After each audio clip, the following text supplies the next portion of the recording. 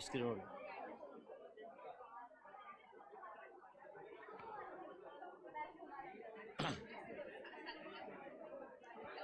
Good morning friends, good morning friends. Okay चलो करें continue हम लोग।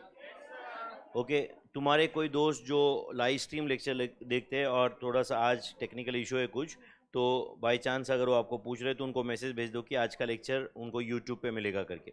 विनोद रेड्डी चैनल पे आज का लेक्चर स्ट्रीम हो रहा है, ठीक है। बाय चांस कोई आपको पूछ रहा है तो उनको बता दो, वैसे मैंने टेलीग्राम चैनल पे डाल दिया लिंक उसका, ठीक है। ओके चलो करेंगे बच्चों continue. Yes tell me what is the formula for total wages as per Halsey's premium plan? Hours work into rate per hour plus 50% of time saved into rate per hour. Rowan's premium plan. Hours work into rate per hour plus time saved divided by time allowed into basic time wages. What is the formula for reorder level? Maximum usage rate into maximum lead time. Minimum stock level.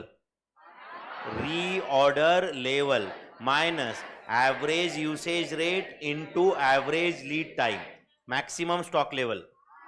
ROL minus minimum usage rate into minimum lead time plus ROQ. याद आ रहा है? पक्का? What is the formula of economic order quantity? Under root 2 AO upon C, where A is annual requirement of raw material, O is ordering cost per order, C is carrying cost per unit per annum. C is carrying cost per unit per annum. ऐसा कुछ याद आ रहा है बच्चों? पक्का? Okay. What is the formula for total inventory management cost for the year? Total purchase cost plus total ordering cost plus total carrying cost. Total purchase cost plus total ordering cost plus total carrying cost. When we use formula of EOQ, assumption is there are no price breaks, there are no discounts offered. मतलब हुआ order size will be optimum, order size will be which will minimize total of ordering and carrying. Total of ordering and, क्योंकि वैसे भी total purchase cost for the year is going to remain same because there are no discounts. तो तुम right at a time समझो annual requirement 10,000 है, at a time 10,000 bye करो, या 5,000 के 2 ऑर्डर दो, या 2,500 के 4 ऑर्डर दो, या 1,000 के 10 ऑर्डर दो, या 500 के 20 ऑर्डर दो, या 100 के 100 ऑर्डर दो. करेक्ट और नॉट? आपका total purchase cost is going to remain same. तो ऑप्टिमम ऑर्डर साइज वही होगा जो ऑर्डरिंग एंड कैरिंग का टोटल मिनिमाइज करेगा, एंड वहां पे ईओक्यू का फॉर्मूला काम करेगा. कौन सा? ईओक्यू का फॉर्मूला काम करेगा. बट अगर डिस्काउंट ऑफर्ड है, सप्लायर बोल रहा है कि भाई तुमने अगर ये ऑर्डर साइज रखा तो मैं आपको 3% डिस्काउंट दूंगा, ये ऑर्डर साइज रखा तो मैं आपको 5% डिस्काउंट दूंगा. करेक्ट और नॉट? ऐसा कुछ रहा तो we solve the question by ad hoc method. We solve the question by, and जहां जहां पे प्राइस ब्रेक होता है we take that as order size, we take as the, उसका बीच में आपको और कुछ लेना है जस्ट फॉर कंपैरिजन तो आप ले सकते हो, बट जहां पे प्राइस ब्रेक होता है वही आंसर आता है. समझा है या नहीं? And we completely write do the working and find out total right inventory management cost. याद है क्या? एक बड़ा टेबल बनाते हैं हम लोग और क्या फाइंड करते हैं? Total inventory management cost. And जिस ऑर्डर साइज के करस्पॉन्डिंग बोलो, जिस ऑर्डर साइज के corresponding total inventory management cost सबसे कम आता है, that is the optimum order size. That is the optimum order size. What is the formula for inventory turnover ratio? Inventory turnover ratio, cost of raw material consumed during the period divided by average inventory held during the period. Back to back 3 question solve किए हमने इसके. Right, inventory turnover ratio क्या formula है बोलो? Cost of raw material consume during the period divided by average stock या average inventory held during the period. जहां पे cost of raw material consume क्या था? Opening stock plus purchases minus closing stock. याद आ रहा है आपको ये? एंड एवरेज स्टॉक तो obviously opening stock plus closing stock divided by 2. Inventory turnover ratio is useful in finding out which are the slow moving and which are the fast moving items. याद है क्या आपको ये? Yes और no. And उसके साथ साथ में मैंने आपको और एक फॉर्मूला लिख के दिया था, number of days for which average inventory is held, याद है क्या? Number of days for which average inventory is held का क्या फॉर्मूला था? 365 divided by inventory turnover ratio, 365 divided by inventory turnover ratio. मैंने बताया था ना बच्चों आपको, तुम कुछ भी हो, तुम कोई भी हो, राइट, ये ह्यूमन बीइंग का बेसिक कैरेक्टरिस्टिक है कि अगर अपन रिवीजन नहीं करेंगे, कभी पढ़ेंगे नहीं, तो अपन भूल जाएंगे। सिंपल चीज है ना बच्चों, तुम जो भी हो, मैं क्या बोला, तुम जो भी हो, करेक्ट, अगर अपन रिवाइज नहीं करेंगे तो भूल जाएंगे अपन। 3-4 महीने में अपने को आपको लगेगा कि भाई अपन ने कभी ऐसा कुछ पढ़ा ही नहीं था, समझा ही नहीं, जबकि अपन back to back 10-10-10 question solve किए। अब देखो, तुम्हें आज अगर मैं बोलूंगा कि हेल्से एंड रोवन का फॉर्मूला क्या है, धड़ाधड़ आंसर दोगे सब लोग।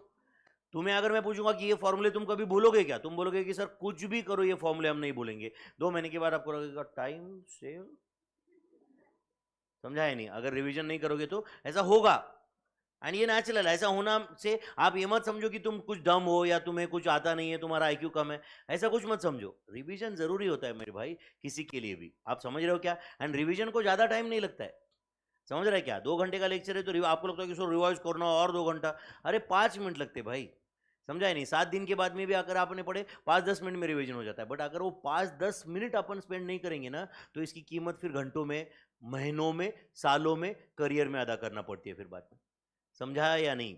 वो अगर अपन उतना रिवीजन नहीं करेंगे तो, इसलिए रिवीजन मैटर्स अ लॉट। हम हमारे साइड से कितना, अभी देखो आप, मैं कम एग्जांपल सॉल्व करके लेता हूँ क्या कुछ क्लास में, right, back to back question के ऊपर क्वेश्चन, क्वेश्चन के ऊपर क्वेश्चन, तुम्हें अपना काम तो करना ही पड़ेगा ना भाई, है या नहीं? 15 दिन के बाद रिवीजन करना है, वो मैं कैसे कर सकता हूँ? अगर वो मैं कर सकता तो राइट कुछ कर लेता, मेरे लिए पॉसिबल नहीं है ना वो, करेक्ट और नॉट? वो तो रिवीजन पार्ट तो तुम्हें कंप्लीट करना पड़ेगा कि नहीं? हम ज़्यादा से ज़्यादा क्या कर सकते हैं, मैं आपको क्लास के पहले, राइट, 15 दिन के बाद में भी चलो प्रीवियस चैप्टर के क्वेश्चन पूछूंगा, इसलिए मैंने, अगर फिर भी मैं कुछ कर सकता हूँ ये सोचा मैंने, तो मैंने क्या किया, इसलिए आपको वॉल्यूम 3 में सारे एग्जाम क्वेश्चन दिए, वो पीरियडिकली अपन सॉल्व करेंगे बहुत सारे, समझा है नहीं? ताकि क्या हो जाएगा, उसमें मटेरियल्स का क्वेश्चन आएगा तो आपको वापस याद आएगा ना फिर इन्वेंट्री मैनेजमेंट कॉस्ट, राइट, तब एक्चुअली तब चैप्टर चलता रहेगा प्रोसेस कॉस्टिंग, तब मैं ये क्वेश्चन सॉल्व करके लूंगा तो याद आएगा। तो मेरा काम मैं करूंगा बच्चों, बट आपका भी काम भी साथ साथ में करो, बड़ा सब्जेक्ट है, फिनिश करो साथ साथ में, बर्डन मत रखो आगे, समझ रहे हैं क्या?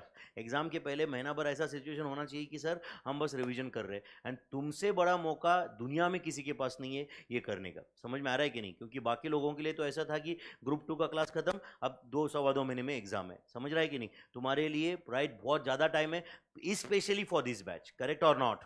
तो कम से कम उसका फायदा करके लो मेरे भाई, समझ रहा है कि नहीं? एक गोल्डन चांस है इंटरमीडिएट फर्स्ट अटेम्प्ट में दोनों ग्रुप क्लियर करने का, समझा या नहीं? एंड उसके बाद में अपना करियर अलग रहता है, तुम्हारी पर्सनैलिटी अलग हो जाएगी। आपको लगता है कि सर ऐसे कैसे होगी? जब आप आर्टिकलशिप करने जाओगे, बड़ी फॉर्म में काम करोगे, 1.5-2 साल के बाद मिलोगे ना, आपका चेहरा ऐसा नहीं दिखेगा, आपके चेहरे पे ग्लो रहेगा, आप समझ रहे हो क्या? आपका चेहरा एक अलग, आपका पर्सनैलिटी अलग रहेगा, आपका बात करने का तरीका अलग रहेगा, समझ रहा है क्या? हमारे बीच में टॉपिक अलग रहेगा, समझ में आ रहा है नहीं? राइट, वो अलग लेवल पे चले जाओगे तुम। तो ये एक एग्जाम अगर अपने को एक अलग लेवल पे लेके जा सकता है, तो वो एग्जाम के लिए अपन ने छोटी मोटी तैयारी करके नहीं जाना चाहिए, 100%, समझ रहा है कि नहीं? ऐसे एग्जाम हॉल पे जाते वक्त होना चाहिए कि भाई सस्पेंस इतना ही है कि 70 आएंगे या 80 आएंगे या 85 आएंगे, समझ रहा है नहीं? सस्पेंस इतना ही होना चाहिए, समझ रहा है कि नहीं? सस्पेंस 40 या 50 या 30 नहीं होना चाहिए, सस्पेंस होना चाहिए कि भाई मैं पास तो हो रहा हूँ, राइट, डायरेक्ट राइट सिर्फ पास हो जाऊंगा या रैंक में आऊँगा, या राइट 430 मार्क आएंगे या 470 आएंगे, ये राइट होना चाहिए सस्पेंस, समझ रहा है कि नहीं? एंड ये पॉसिबल है बच्चों तुम्हारे लिए, कंसिस्टेंसी रखो। देखो याद रखो, नवंबर दिसंबर या दिसंबर में, बाद में जनवरी के पहले, सब पूरा इंडिया के इंटर के स्टूडेंट्स पढ़ने वाले, बट तुम उनसे अलग कैसे रहोगे? फिर पास होने के लिए कुछ तो अलग करना पड़ेगा, तो कब अलग करोगे? कब अलग करोगे? आप बोलोगे नहीं सर करेंगे दिसंबर में, दिसंबर में तो पूरी दुनिया पढ़ेगी, तो तुम अलग कैसे हो जाओगे? आप बोलोगे सर दिसंबर में हम 10 घंटे पढ़ेंगे रोज, तो सब पढ़ेंगे, है कि नहीं? तो अलग वो होते जो पहले से करते, समझ में आ रहा है कि नहीं? लास्ट में तो सभी पढ़ते मेरे भाई, है कि नहीं? एंड बाद में कुछ स्टूडेंट्स क्या बोलते हैं कि सर हम मैं बहुत मेहनत किया, बट नवंबर दिसंबर में किए ना भाई, अगस्त सितंबर में क्या किए, जुलाई में क्या किए, जून में क्या किए, बराबर है कि नहीं?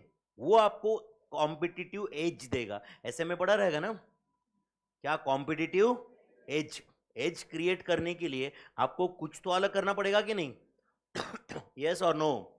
वो एज आपको अभी क्रिएट करना पड़ेगा। एनीवे चलो करें कंटिन्यू बच्चों, चलो कंटिन्यू द एग्जांपल्स। कल हमने हेल्से एंड रोवन के बारे में बहुत एक डेप्थ में क्वेश्चन सॉल्व किया था, रिसर्च ओरिएंटेड क्वेश्चन सॉल्व किया था हमने, जहां पे क्वेश्चन देखो 3 लाइन का था, इसका आंसर देखो कितना बड़ा है, समझ आया या नहीं? क्वेश्चन कितने लाइन का था?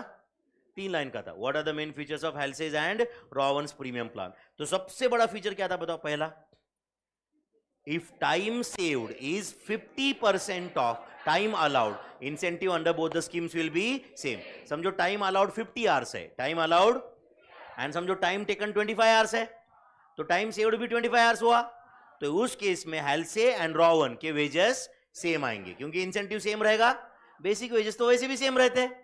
बट अगर time saved is less than 50% of time allowed, which is more likely, majority of the cases में यही होगा, time saved will be less than 50% of time allowed, तो वहां पे किससे वेजेस ज्यादा पे होंगे? रोवन स्कीम से ज्यादा वेजेस पे होंगे, इसलिए वर्कर के लिए बेनिफिशियल है ये। And management also wants to promote the efficiency, yes और नो? बट आप बताओ, when time saved is more than 50% of time allowed, मतलब बहुत ज्यादा ही टाइम सेव्ड है, करेक्ट और not? In that case, total wages as per Halsey scheme will be more than total wages as per Rowan scheme. Are you understanding, my friends? Halsey scheme से wages ज्यादा रहेंगे. Is that clear, my friends? Which management doesn't want. समझा या नहीं? Management नहीं चाहता कि worker should work at this level of efficiency, क्योंकि उससे क्या हो सकता है? सब स्टैंडर्ड प्रोडक्शन हो सकता है, मशीन ब्रेकडाउन हो सकते हैं, एक्सीडेंट्स हो सकते हैं, एक्सेस वेस्टेज ऑफ मटेरियल हो सकता है, एडवर्स इंपैक्ट ऑन हेल्थ आ सकता है, लॉन्ग टर्म के लिए सस्टेनेबल नहीं है, करेक्ट और नॉट? इसलिए बेटर है कि टाइम सेव्ड हो but not beyond a particular extent. We want to motivate the worker, but at the same time we want to ensure that worker should not be tempted to work at a excessively high speed. लिख के दिया था मैंने कल आपको, worker should not B, बोलो, tempted to work at a excessively high speed. ये सब मैंने थियरी में लिख के दिया था. आपका काम है बच्चों एक बार तो पढ़ना कम से कम, एंड जितना पढ़ाने के बाद में जितना जल्दी वो रिवाइज करोगे ना, उतना माइंड राइट जल्दी वो रिटेन करेगा. समझ रहा है या नहीं? ओके, चलो फिर करें continue. Okay, let's start with the very basic question today again. Please read question number 8. Please read question number 8 on page 202.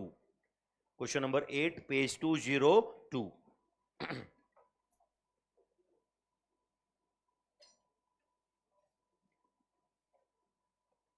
Question number 8, page 202.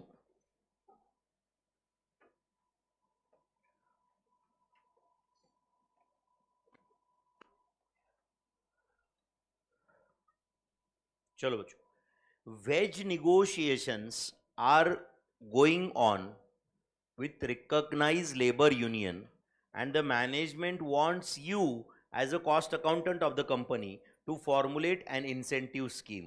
Okay, to formulate an incentive scheme with a view to increase the productivity. The case of 3 typical workers XYZ who produce 180, 120 and 100 units, okay, of the company's product in a normal day of how much? Bolo, 8 hours is taken up for study. Assuming that, okay, their guaranteed wages are 6 rupees per hour. Guaranteed wages क्या है? बोलो, 6 rupees per hour. समझ रहा है? And hours work कितना है बच्चों? 8 hours.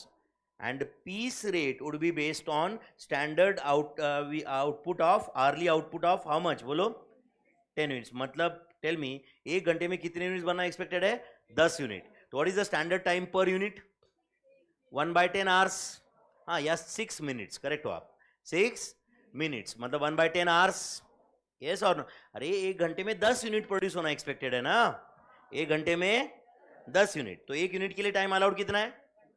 1 घंटे का 10वां हिस्सा, 10th part of an hour, मतलब 1/10 आवर्स, 6 मिनट्स.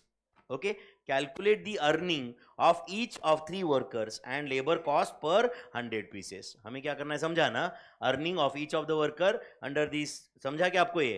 राइट, तीनों वर्कर XYZ, तीनों का आउटपुट आपको दिया हुआ है, एंड लेबर कॉस्ट पर 100 पीसेस, लेबर कॉस्ट पर 100 pieces, right, for under day wages. Day wages मतलब कौन सा? Obviously time rate scheme. लिखो, डे वेजेस स्कीम मतलब कौन सा? बोलो, time rate scheme. Time rate scheme, piece rate scheme. Online से आवाज वाढवा थोड़ा सा. ठीक ठीक ठीक, okay. time rate scheme, piece rate scheme, Halsey's plan and Rowan's plan. Time rate, piece rate, Halsey's plan and Rowan's plan.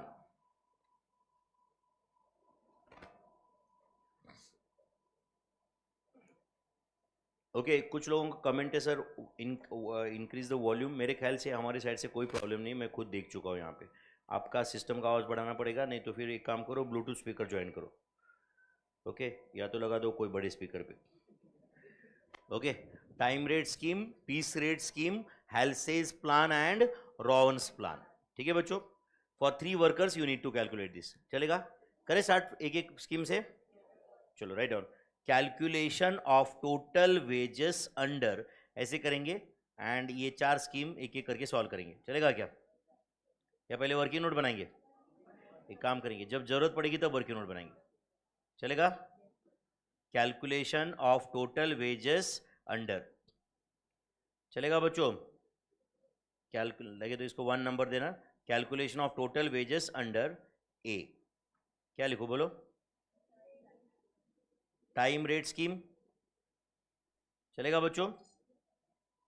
Calculation of total wages under time rate scheme. चलेगा बच्चों. देखो मैं ऐसे प्रेजेंटेशन फॉलो करते थोड़ा better रहेगा, क्या आप ही बताओ. Calculation of total wages under time rate scheme. Okay ऐसे लिखता हूं, वर्कर्स. सुन रहे हो क्या? चलेगा क्या? Total wages payable. Okay total wages payable. और उन्होंने क्या बोला है? लेबर कॉस्ट पर 100 पीसेस. लेबर कॉस्ट पर बोलो 100 पीसेस. चलेगा क्या बच्चों? वर्कर्स, 3 वर्कर्स है ना बच्चों. उसके बाद total wages payable and last column क्या? लेबर कॉस्ट पर 100 pieces. Okay total wages payable का फॉर्मूला भी लिख देता हूं यहां पे. क्या फॉर्मूला है? Hours work into rate per hour. hours worked into rate per hour. Obviously you have to complete this for 3 workers X, Y and Z. करेंगे बच्चों? कंप्लीट करेंगे. चलो X, Y, Z यहाँ पे एक मिनट सिर्फ ध्यान दोगे क्या? पहले मैं कंप्लीट कर देता हूँ, बाद में आप लिखो प्लीज. ऐसा कुछ टाइम नहीं लगने वाला है बच्चों, सिर्फ 30 सेकंड्स. ओके आप बताओ, आवर्स वर्क तीनों का 8 आवर्स है. तीनों का 8 आवर्स है ना. एंड रेट पर आवर कितना है? 6 पर आवर है. अरे श्योर 6 पर आवर. ओके तो आप बताओ, इज इट 48 रुपीज? अच्छा तीनों वर्कर के लिए 48 है क्या? तीनों का आवर्स वर्क जो है वो 8 आवर्स है क्या बच्चों? यस और नो? तो टाइम रेट से तीनों को तो 48 ही पे होगा. आप बताओ, इन्होंने पूछा मतलब 48 हमारे लिए वर्कर के लिए अर्निंग है, कंपनी के लिए कॉस्ट है. कंपनी के लिए क्या है? तो हमने वर्कर एक्स को कितना पेमेंट किया? 48 का पेमेंट किया. बट ये 48 रुपीज लेके इसने कितने यूनिट्स बनाए? 48 रुपीज लेके 180 यूनिट्स बनाए. तो क्या ना से 48 we have paid for 180 units. तो हाउ मच? For 100 units. तो करो 48 divide by 180. 48 divided by 180 into 100. Answer is rupees 26.6666. ये क्या है रुपीज 26.666? लेबर कॉस्ट पर 100 पीसेस. कितने लोगों को समझाइए? लेबर कॉस्ट पर 100 पीसेस. पक्का बच्चों? बस मैंने टेबल क्यों बनाया समझा रहेगा आपको. सिर्फ हमने क्योंकि सिर्फ लेबर कॉस्ट नहीं फाइंड करना था, लेबर कॉस्ट पर 100 पीसेस भी फाइंड करना था.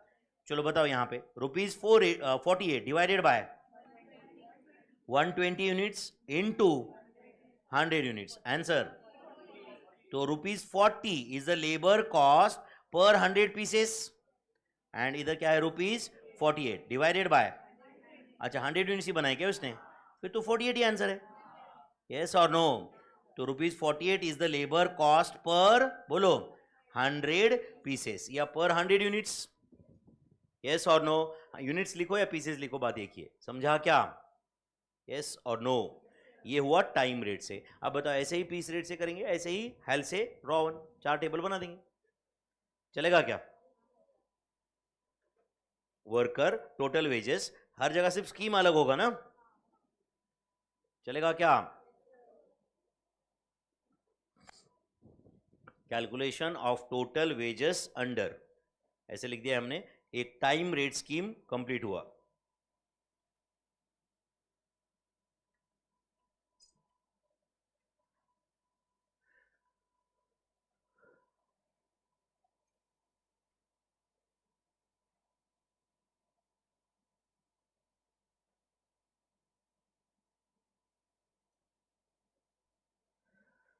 बच्चों अभी भी कुछ लोग जो है रोज जो ज्वाइन करते हैं उससे कम से कम 100 बच्चे कम ज्वाइंड है, बिकॉज हो सकता है कि उन्होंने टेलीग्राम पे मैसेज नहीं देखा है। तो मैं फेस टू फेस वाले बच्चे एंड जो लोग ऑनलाइन ऑलरेडी ज्वाइन कर चुके उनको बता दूं कि आपका जो कोई ग्रुप रहेगा, कोई वॉट एवर इट इज़, उसमें शेयर कर देना ये लिंक प्लीज़। जो फेस टू फेस में है वो भी मोबाइल निकाल के अगर शेयर कर दिए तो मुझे कोई प्रॉब्लम नहीं है अभी फ़िलहाल। ओके, कोई बच्चे हो सकता है कि उन तक मैसेज पहुंचा नहीं है, तो please share this link today, ठीक है?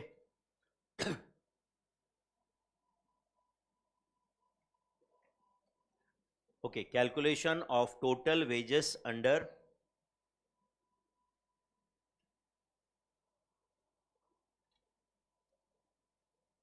Time rate scheme. ये डन है बच्चों ये टेबल? फिर नहीं?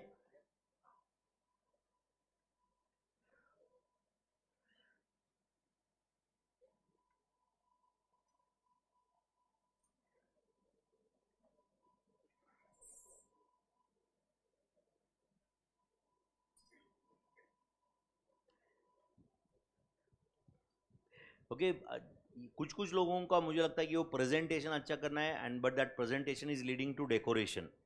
डेकोरेशन नहीं चाहिए मुझे, क्या चाहिए? प्रेजेंटेशन। अगर आप इतना लाइन खींचने के लिए अगर 5 मिनट लगाने वाले हो तो it is not a presentation, it's a मियर decoration which is useless. बराबर है कि नहीं?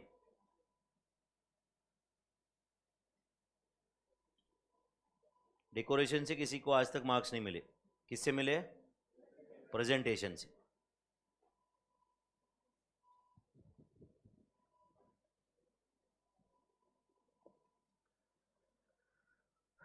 चलो बच्चों करें कंटिन्यू। तो calculation of total wages under time rate scheme हो गया। बी, अब क्या लिखना है बोलो? Piece rate scheme. तो write down second working B, piece rate scheme. कौन सा स्कीम बोलो? Piece rate scheme.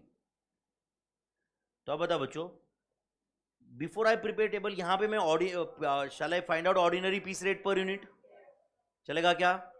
Total wages under piece rate scheme. तो या तो एक काम कर सकते हैं, अगर आपको लगता है तो ये हम पहले टेबल बना लेते हैं एंड उसके नीचे ordinary piece rate per unit find कर लेते हैं, मतलब उसका करस्पॉन्डिंग वर्किंग नोट हुआ ना ये। नहीं समझा आपको? एक मतलब वो वन के under A B C D चल रहा है, अब हम बी वाला ये टेबल भी बना दूंगा मैं, समझा के मैं क्या बोल रहा हूं? चलो ये टेबल बना लेते पहले।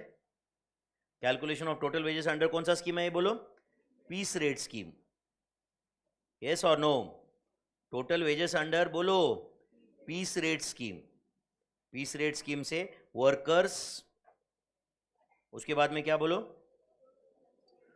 बोलो जल्दी। टोटल वेजेस पेएबल, एंड उसके बाद लेबर कॉस्ट पर 100 पीसेस। ये टेबल अपने को बनाना है, यस और नो? चलो, एंड अब बताओ टोटल वेजेस पेएबल का क्या फॉर्मूला रहेगा? Number of units produced, number of units produced into ordinary piece rate per unit, into ordinary piece rate per unit. सही है बच्चों? ओके, एंड इसी के बिल्कुल नीचे मैं एक वर्किंग नोट बनाता हूं। वर्किंग नोट क्या लिखो वर्किंग नोट में बताओ? बोलो, ordinary piece rate per unit, ordinary piece rate per unit is equal to, बोलो बच्चों, ordinary piece rate per unit is equal to, बोलो, वेजेस पर आर इनटू, एक काम करता हूं चलो, divided by standard production in 1 hour कर देता हूं। इनफैक्ट ये डायरेक्टली दिया है ना आपको, स्टैंडर्ड प्रोडक्शन इन बोलो 1 आवर, सही है क्या बच्चों? बोलो वेजेस पर आवर कितना था? 6। स्टैंडर्ड प्रोडक्शन इन 1 आवर कितना था? 10 पीसेस या 10 यूनिट्स, जो लिखना है लिखो। Tell me, is it ₹0.60? And देखो बच्चों, आपने 6 डिवाइड बाय 10 किया कि नहीं? कुछ लोग 6 इंटू 1/10 किए रहेंगे, नहीं समझा आपको? कुछ लोगों ने क्या किया रहेगा? 6 इंटू 1/10। जिन्होंने 6 इंटू 1/10 यूज किया उन्होंने क्या फॉर्मूला यूज किया? Wages per hour into standard hours per unit. अरे ये की है, समझता है कि आपको ये? अब डिवाइड बाय 10 करो या मल्टीप्लाई बाय 1/10 करो, बात तो एक ही है ना। आप समझे कि फॉर्मूला कैसे केयरफुली डिजाइन किए थे अपन? Wages per hour into standard hours per unit, समझा या नहीं? Into standard hours per unit, तो स्टैंडर्ड आवर्स पर यूनिट करते तो 6 इंटू 1/10 आता, बट मैंने क्या किया? ₹6 divided by standard production in 1 hour या standard output in 1 hour which was 10 pieces, 0.60। Okay सुनो बच्चों, एक मिनट सुनो तो, बाकी जो होगा वो देखा जाएगा। मुझे ऐसा लगता है स्ट्रांगली कि ये तीनों आंसर ₹60 आएंगे। क्या लगता है आपको? क्यों? 60 पैसा पर यूनिट, तो 100 यूनिट का 60 रुपए, करेक्ट और नॉट? वर्कर कोई भी रहने दो, यस और नो? नो डाउट कैलकुलेशन के बाद में भी यही आएगा, बट एक कॉमन सेंस से लिख दिया पहले मैंने, समझा या नहीं? चलो बोलो, एक्स के लिए, एक्स का आउटपुट कितना है? 180 पीसेस या 180 यूनिट्स इंटू 0.60, आंसर 108। इधर कितना है? 120 है क्या?